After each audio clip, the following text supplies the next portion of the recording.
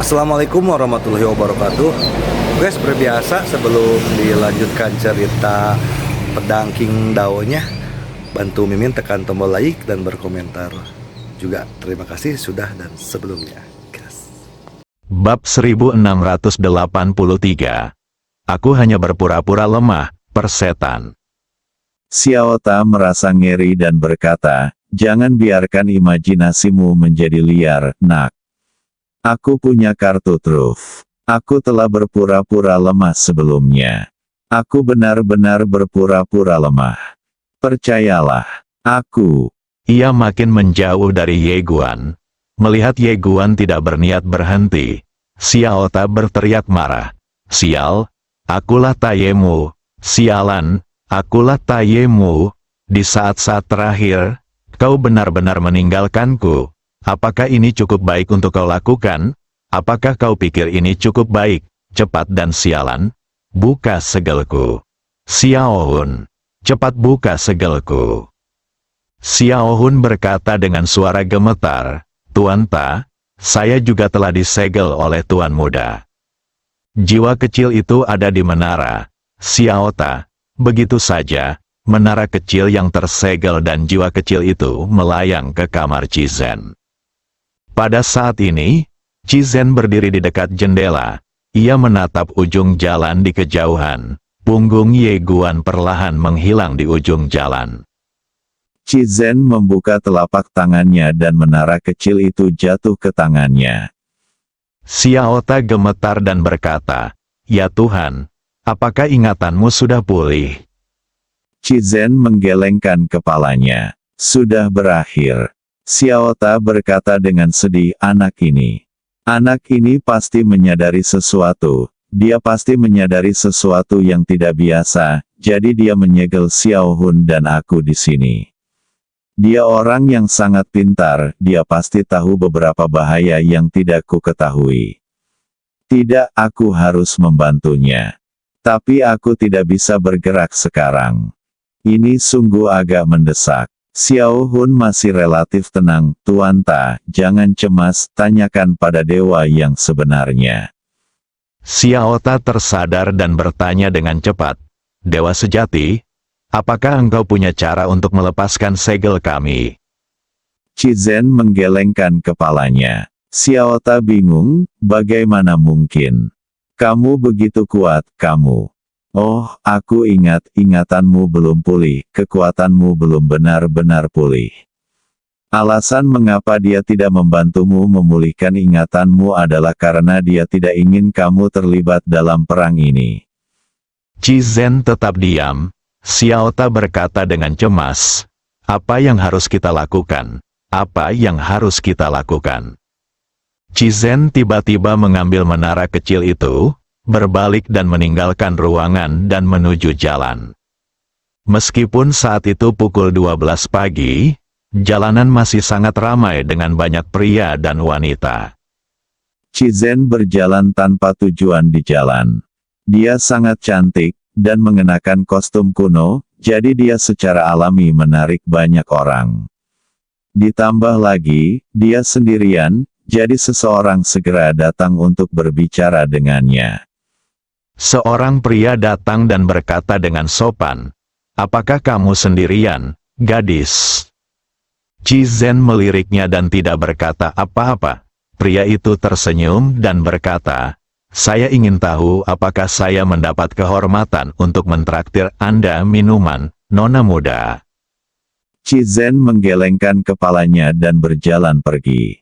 Melihat Cizen tidak menunjukkan perlawanan yang berarti, pria itu tiba-tiba menjadi lebih percaya diri dan buru-buru mengikuti. "Nona, jika hari ini tidak memungkinkan, bisakah Anda meninggalkan saya informasi kontak Anda sehingga saya bisa?" Cizen menoleh ke arah lelaki itu. "Aku sudah punya lelaki." Pria itu ingin mengatakan sesuatu, tetapi Cizen tiba-tiba berjalan ke sebuah gerbang besar di dekatnya di mana terdapat patung batu berbentuk drum, dan dia meninjunya. Ledakan. Batu penahan drum itu langsung berubah menjadi debu. Pria itu tertegun. Chizen bertepuk tangan dan berjalan pergi. Lelaki itu merasakan hawa dingin di punggungnya, dan wajar saja ia tidak berani maju dan memulai pembicaraan, sebab ia tahu bahwa jika ia mengucapkan sepatah kata omong kosong lagi, pihak lawan akan meninju kepalanya tanpa ragu-ragu. Menakutkan sekali. Pria itu berbalik dan berlari. Chizen berjalan di jalan yang sibuk dan ramai, matanya tidak fokus dan tidak ada yang tahu apa yang sedang dipikirkannya. Kakek menara tidak mengatakan apa-apa lagi. Baik itu maupun jiwa kecil disegel oleh Ye Guan. Dengan kekuatan Ye Guan saat ini, hanya ada 2 orang di seluruh Bima Sakti yang dapat menghancurkan segelnya. Yang satu adalah dewa sejati yang telah memulihkan semua kekuatannya, dan yang lainnya adalah pemilik pena Dao. Namun permasalahannya, kekuatan salah satu dari kedua orang ini tersegel, dan kekuatan yang lain belum dipulihkan. Pada saat ini, tiba-tiba hujan mulai turun. Orang-orang di jalan buru-buru bersembunyi dari hujan. Tetapi Chizen tidak, dia hanya berjalan di tengah hujan.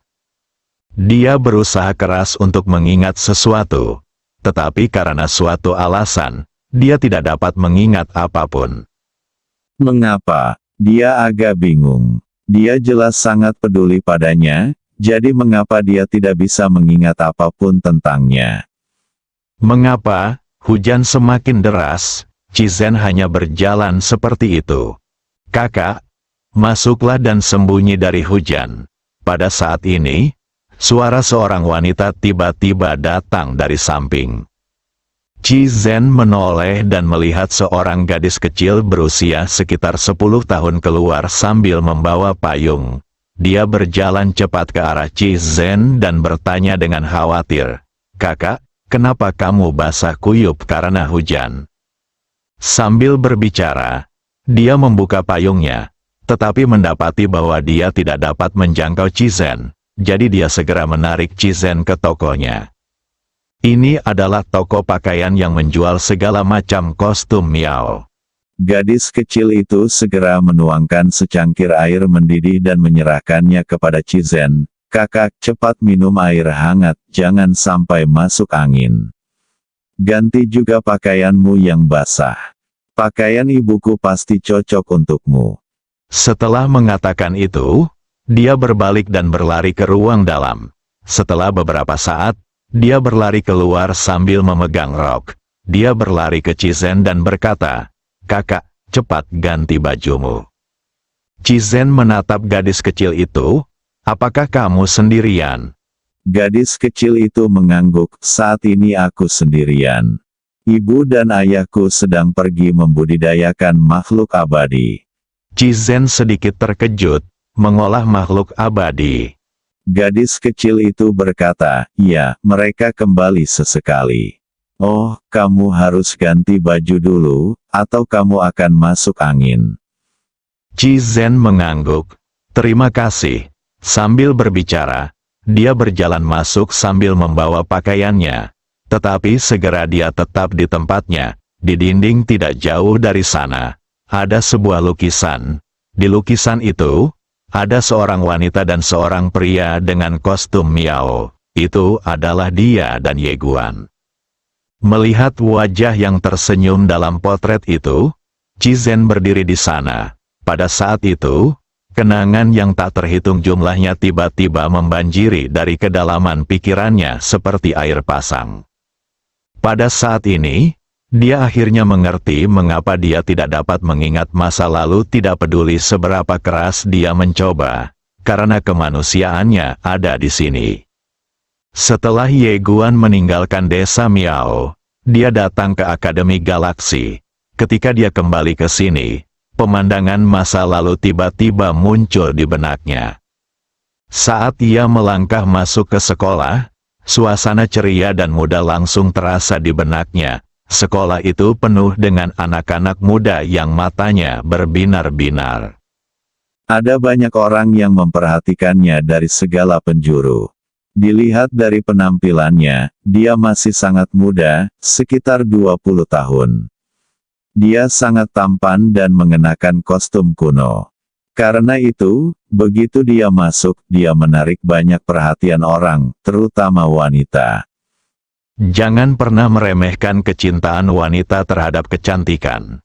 Saat mereka tergila-gila, pria tidak akan pernah bisa menandingi mereka. Setelah bertanya-tanya di kampus, Ye Guan mengetahui bahwa Mo Wanyu dan Suzy telah pergi ke Sekte Yinhe. Sekte Galaksi masih berada di Bima Sakti, tetapi tidak ada bandingannya dengan Akademi Galaksi. Dapat dikatakan bahwa itu adalah lembaga pendidikan tertinggi di Akademi Galaksi dan tempat yang diimpikan oleh banyak orang di seluruh Bima Sakti. Ye Guan berbalik dan berjalan keluar dari kampus. Dia akan bertemu orang lain. Pemilik Avenue Pen, kalau kamu datang ke sini, gimana mungkin kamu nggak ketemu orang ini? Pada saat ini, suara terkejut tiba-tiba terdengar dari samping, itu kamu. Ye Guan menoleh dan melihat seorang wanita cantik mengenakan gaun putih berdiri tidak jauh, menatapnya dengan takjub. Ketika melihat wanita itu, Ye Guan sedikit terkejut. Wanita ini tidak lain adalah Xuan Yuan Ling dari klan Xuan Yuan. Ye Guan tersenyum dan berkata, "Kamu tidak pergi ke Sekte Yinhe?" Xuan Yuan Ling menggelengkan kepalanya, "Tidak. Apakah kamu di sini untuk mencari Suzy dan Mo Wanyu?" Ye Guan mengangguk. Xuan Yuan Ling meliriknya dan tidak berkata apa-apa. Ye Guan tersenyum dan berkata, "Mau minum?" Xuan Yuan Ling mengangguk, "Oke." Keduanya berjalan keluar. Melihat pemandangan ini, beberapa orang di lapangan terkejut, karena mereka mengenali Xuan Yuan Ling, yang merupakan gadis tercantik di kelas sebelumnya di Akademi Galaksi. Semua orang suka bergosip, dan saat mereka melihat dia dan Ye Guan berjalan bersama, mereka tidak bisa menahan diri untuk tidak bergosip. Tak lama kemudian, keduanya tiba di restoran luar. Xuan Yuan Ling memesan beberapa makanan dengan santai, lalu menatap Ye Guan. "Mereka sudah menunggumu." Ye Guan mengangguk, "Apakah mereka berprestasi di sekolah?" Xuan Yuan Ling berkata, "Bagus sekali.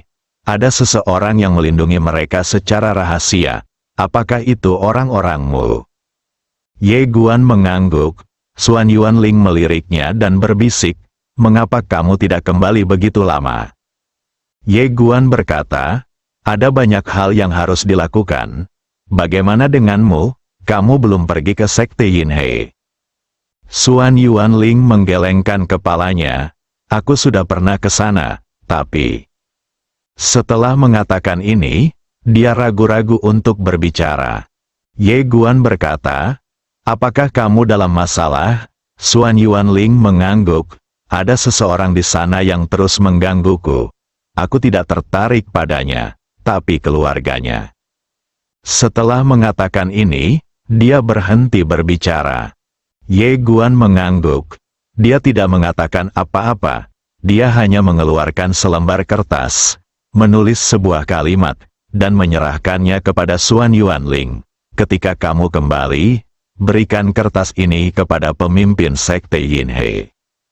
Xuan Yuan Ling menatap Ye Guan. "Apakah kamu akan kembali lagi?" Ye Guan tersenyum dan berkata, "Belum tentu." Xuan Yuan Ling tidak mengatakan apa-apa. Setelah keduanya mengobrol sebentar, Ye Guan berdiri dan berkata, "Nona Ling, saya harus bertemu orang lain. Kita akan bertemu nanti." Setelah mengatakan itu, dia berjalan keluar. Xuan Yuan Ling juga berdiri dan ingin mengatakan sesuatu. Tetapi kata-kata itu tidak dapat keluar saat sampai di bibirnya. Tak lama kemudian, Ye Guan menghilang di kejauhan. Xuan Yuan Ling terdiam untuk waktu yang lama. Di dalam kotak mewah, pemilik pena Dadao sedang mencuci kakinya. Wu Bianzu tiba-tiba mendorong pintu hingga terbuka dan berkata, "Dia ada di sini." "Apa?" Pemilik Dao Pen itu terlonjak. "Brengsek, apa yang dia lakukan di sini? Apa yang dia lakukan di sini? Aku sudah dalam kondisi seperti ini. Apakah dia akan menghajarku? Aku tahu dia bukan orang seperti itu. Dia jelas bukan orang seperti itu. Tuan Wu Bian berkata dengan tenang, kalian ngobrol saja. Pemilik Dao Pen melompat turun dan menangkap Master tanpa batas. Jangan pergi, ikuti saja aku. Bab 1684. Sebuah firasat buruk di sebuah aula. Ye Guan bertemu lagi dengan pemilik pena Dadao. Pemilik pena Dadao sedang duduk tegak di kursi, mengenakan jubah Tao, dan menatap lurus ke depan. Lord Wu Bian berada tepat di sampingnya, menghisap cerutu, masih memegang sebotol anggur di tangan kirinya. Matanya tampak dalam, wajahnya muram, dan suasana hatinya sedang buruk. Ye Guan menatap pemilik Dao Pen dan berkata sambil tersenyum, kita bertemu lagi. Sang Master Dao Pen menatap Ye Guan, 25. Pada titik ini, dia teringat bahwa dia belum berkultivasi, dan dengan cepat mengganti topik pembicaraan. Ye Guan, Wu Bian berkata kamu ingin bertemu denganku. Apakah ada sesuatu? Ye Guan mengangguk, aku ingin bicara denganmu. Pemilik pena Dadao bertanya, apa yang kamu bicarakan? Ye Guan Dao, apa yang ingin kamu katakan? Pemilik pena Dadao tetap diam. Ye Guan tersenyum dan berkata, sepertinya tidak ada yang perlu dibicarakan di antara kita. Pemilik pena Avenue mengangguk, pada titik ini, tidak ada yang perlu dibicarakan. Ye Guan menatap pemilik pena Dao dan bertanya dengan serius, apakah akan ada masalah dengan Bima Sakti? Pemilik pena Avenue menjawab dengan tegas, tidak. Ye Guan mengangguk. Oke, setelah berkata demikian, dia berdiri dan menatap Lord Wu Bian. Ayo pergi. Lord Wu Bian mengangguk. Keduanya hendak pergi ketika Master Dao Pen tiba-tiba berkata, tunggu sebentar. Keduanya menoleh ke arah pemilik Dao Pen. Setelah terdiam beberapa saat, pemilik itu berkata, Wu Bian, kamu masih punya pilihan. Dewa tanpa batas menatap pemilik pena Dao Agung dan berkata, aku memilih saudaraku. Sang guru Dao Pen bertanya, bukankah aku ini saudaramu? Dewa tanpa batas berkata, kehendak tertinggilah yang ingin menghancurkan dunia, bukan keluarga yang. Pemilik pena Dadao terdiam. Dewa Wu Bian berkata, lain kali kita bertemu. Jangan menahan diri. Begitu pula aku, jangan khawatir, jika aku mati di tanganmu, aku tidak akan menyalahkanmu. Sambil berkata demikian, dia mengikuti Ye Guan keluar. Ketika mereka sampai di pintu, dia tiba-tiba berkata, ingatlah untuk membayar biaya cuci kaki hari ini. Pemilik pena Dao, setelah menyaksikan kedua orang itu menghilang, ekspresi rumit melintas di mata pemilik Dao Pen, dan dia akhirnya mendesah pelan. Di luar, Wu Bianzu tiba-tiba bertanya, jika kita bertindak sekarang, bisakah kita menaklukkan orang ini? Ye Guan tersenyum dan berkata, mungkin tidak. Tuan Wu Bian mengangguk, aku pun tidak berpikir begitu. Sambil berbicara dia mendesah pelan. Segera keduanya tiba di langit berbintang, dan ketika melewati Mars, Ye Guan berhenti dan berbalik untuk melihat Mars. Tatapan Lord Wu Bian juga jatuh ke Mars itu. Di Mars itu, ada aura yang sangat kuat. Ye Guan berkata, apakah Master Pena Dao Agung pernah menyebutkan Mars ini sebelumnya? Lord Wu Bian menggelengkan kepalanya. Tidak. Orang ini sangat pendiam dan tidak akan pernah membocorkan informasi rahasia. Namun, saya yakin dia mengenal orang-orang di Mars. Ye Guan mengangguk, lalu berbalik dan melihat galaksi, alam semesta, dan waktu yang tak berujung. Akhirnya, dia melihat sekelompok naga. Setelah pandangannya tertuju pada seseorang sejenak, dia menarik kembali pandangannya dan berkata lembut, "Senior, ayo pergi." Untuk saat ini, hasil terbaik bagi orang-orang itu adalah tetap seperti keadaan mereka. Karena pertarungan melawan kehendak tertinggi ini, ia mendapat firasat buruk, firasat yang belum pernah ia alami sebelumnya. Tak lama kemudian, keduanya menghilang ke kedalaman Bima Sakti. Ye Guan dan Lord Wubian langsung kembali ke alam semesta asal. Setelah kembali ke alam semesta asal, Ye Guan menemukan bahwa alam semesta asal sekarang memancarkan suasana yang menegangkan, seolah-olah badai akan datang.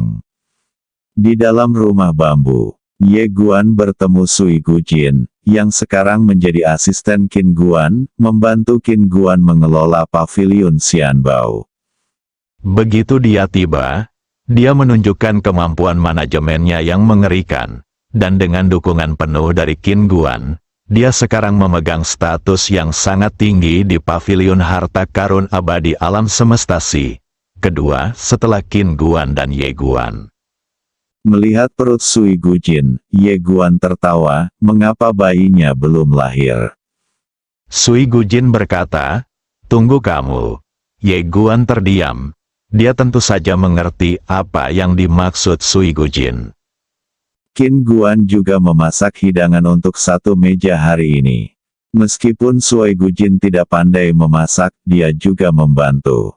Di meja makan, Ye Guan makan dengan lahap. Qin Guan tersenyum dan berkata, "Jangan khawatir, tidak ada seorang pun yang bersaing denganmu untuk itu."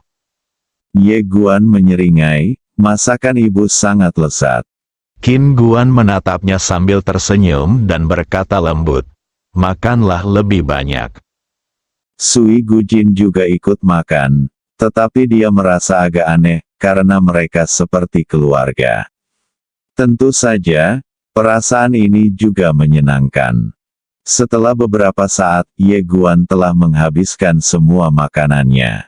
Ye Guan meletakkan mangkuk dan bertanya, "Bu, bagaimana kabar Tianlu?" Qin Guan berkata, "Tidak ada gerakan, tapi..." Sambil berbicara, dia menatap Ye Guan dan berkata, "Segera, sangat segera orang itu akan menghapus era ini dan memulai kembali seluruh alam semesta." Mulai ulang alam semesta, Ye Guan terdiam. Lebih cepat dari yang dia duga. Qin Guan berkata, "Dengan kekuatanmu saat ini, pavilion Wu dari pavilion Xianbao tidak dapat banyak membantumu. Jika kamu ingin meningkatkan kemampuanmu, kamu dapat pergi ke Kumen. Kumen sekarang terbuka untuk semua peradaban secara gratis. Tidak hanya mereka, tetapi juga situs kultivasi dari 5 peradaban tertinggi kita terbuka untuk seluruh alam semesta." Ye Guan segera berkata, "Aku akan pergi ke Gerbang Pahit." Dia cukup tertarik dengan metode latihan Kumen. Qin Guan mengangguk, "Kalau begitu, ayo pergi sekarang." Ye Guan berdiri dan hendak pergi. Dia tampak memikirkan sesuatu. Dia menoleh untuk melihat Sui Gujin dan berkata sambil tersenyum, "Maukah kau mengantarku?" Qin Guan tiba-tiba tertawa dan berkata, "Oh, ini salahku karena tidak bijaksana. Aku pergi sekarang." Wajah Sui Gujin memerah sesaat. Ye Guan buru-buru berkata dengan serius, "Bu, aku tidak bermaksud begitu. Sungguh, aku bersumpah atas nama ayah." Bajingan kecil. Qin Guan berdiri, berjalan ke arah Ye Guan, dan berkata dengan serius, "Ingat, masalah ini bukan hanya urusanmu, ini urusan semua orang, termasuk semua orang di keluarga Yang dan keluarga Ye. Mereka datang ke sini bukan karena kamu, tetapi untuk mengambil langkah terakhir dan mencapai tingkat yang lebih tinggi. Jadi, jangan tanggung semuanya sendiri. Apakah kamu mengerti apa yang dimaksud ibu?" Ye Guan terdiam. Qin Guan memegang bahunya dan berkata, "Ingat, ini adalah pilihan masing-masing orang. Ini jelas bukan karena kamu, ibu juga punya pilihannya sendiri. Mata Ye Guan tiba-tiba memerah. Bu, aku tahu ibu tidak ingin mengambil langkah itu. Ibu melakukannya demi aku. Qin Guan menatapnya. Apapun yang kamu lakukan, ibu akan mendukungmu, selalu. Ye Guan menyeringai. Aku tahu, aku selalu tahu. Qin Guan mengangguk dan berkata, kalian lanjutkan saja. Ye Guan mengangguk, lalu membawa Sui Gujin dan berjalan keluar. Di dalam rumah bambu, Qin Guan duduk di kursi dalam diam untuk waktu yang lama. Akhirnya, dia berdiri diam-diam dan membersihkan piring-piring. Di luar, Ye Guan dan Sui Gujin sedang berjalan di jalan setapak di hutan bambu. Angin kencang bertiup di atas mereka, dan dedaunan bambu berkibar di sekitar mereka, membuat udara terasa sangat sejuk.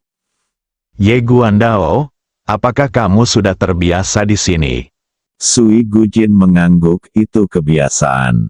Ye Guan menoleh ke arah Sui Gujin dan hendak mengatakan sesuatu, tetapi Sui Gujin berkata, ini adalah pilihanku sendiri. Tidak ada hubungannya denganmu. Ye menatapnya tanpa berkata apa-apa. Sui Gujin menatapnya, kau tahu, dan ibumu juga tahu, bahwa orang-orang akan mati kali ini. Tetapi dia benar, peradaban-peradaban itu datang ke sini, termasuk keluargamu, untuk tujuan mengambil langkah terakhir itu, bukan karena dirimu. Jadi jangan tanggung semuanya sendiri, mengerti?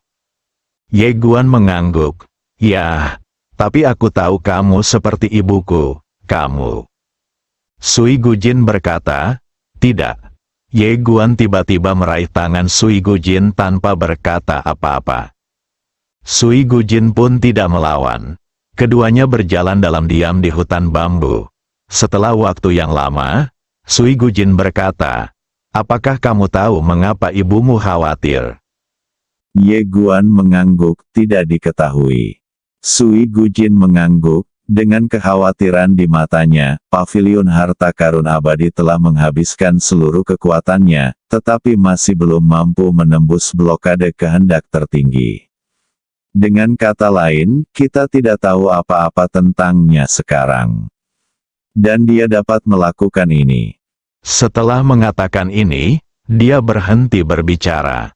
Ye Guan secara alami mengerti bahwa jika pihak lain dapat mencegah mereka menemukannya, itu berarti kekuatan pihak lain. Sui Gujin berkata, kecuali untuk zaman kuno yang tidak diketahui, kita telah mengevaluasi era kita dan era peradaban sebelumnya. Era peradaban kita saat ini, ditambah dengan kekuatan keluarga Yang dan Ye, kita lebih kuat daripada era peradaban mereka. Namun masalahnya adalah kita tidak tahu bagaimana kehendak tertinggi menghancurkan mereka saat itu. Apakah dia menggunakan 100% kekuatannya, atau 100% kekuatannya? Kekhawatiran kembali muncul di matanya. Musuh yang tidak dikenal itu benar-benar menakutkan. Ye Guan berkata, kita akan tahu setelah bertarung. Sui Gujin mengangguk. Benar. Ye Guan berhenti berjalan, dia menoleh ke arah Sui Gujin, membelai wajah Sui Gujin dengan lembut, dan berkata dengan lembut, jangan terlalu banyak berpikir, dan jangan khawatir. Jika langit runtuh, aku akan menanggungnya terlebih dahulu. Sui Gujin menatapnya dan tidak berkata apa-apa. Ye Guan berkata, aku pergi. Sui Gujin tiba-tiba berkata, jangan membuat dirimu terlalu lelah. Ye Guan berhenti dan terdiam sejenak sebelum berkata, aku ingin menegakkan ketertiban di seluruh alam semesta. Sekarang seluruh alam semesta dalam bahaya. Aku, Ye Guan, harus berjuang demi seluruh alam semesta. Aku akan melakukan tugasku. Setelah mengatakan ini, dia berubah menjadi seberkas cahaya pedang dan menghilang di ujung langit. Sui Gujin menatap cahaya pedang yang menghilang di langit untuk waktu yang lama tanpa mengucapkan sepatah kata pun. Tak lama kemudian, Ye Guan tiba di Kumen. Begitu tiba di Kumen, seorang lelaki tua muncul di hadapannya. Lelaki ini tak lain adalah pemimpin Kumen saat ini, Apu. Apu tersenyum dan berkata, Tuan Ye, Ye Guan juga mengetahui identitas pihak lain, dan membungkuk sedikit, halo, senior. Melihat Ye Guan bersikap begitu sopan, Apu tersenyum dan berkata dengan ramah, tidak perlu bersikap begitu sopan, ikuti aku. Sambil berbicara, dia membawa Ye Guan ke sebuah tanah kosong, dan di hadapan mereka, ada 6 pintu. Apu berkata, 6 gerbang mewakili 6 tingkat kesulitan. Yang paling sulit adalah tingkat kesulitan neraka. Kamu, Ye Guan berkata, kalau begitu tingkat kesulitannya adalah neraka. Apu tidak terkejut dan langsung mengangguk, silakan. Ye Guan berjalan menuju pintu di paling kanan. Apu tiba-tiba berkata, Tuan Ye. Ye Guan berhenti dan menoleh ke arah Apu. Apu berkata, aku tahu kau telah menembus lingkaran itu 2 kali dan sangat kuat, tetapi tingkat neraka ini lebih sulit dari yang dapat kau bayangkan. Selain itu, begitu kau memasukinya, kau tidak dapat berhenti di tengah jalan dan hanya dapat keluar sendiri. Apakah kau mengerti maksudku? Ye Guan mengangguk, aku mengerti. Apu mengangguk, kalau begitu, silakan saja. Ye Guan berbalik dan melangkah maju. Saat kakinya mendarat, dia sudah memasuki pintu. Bersambung.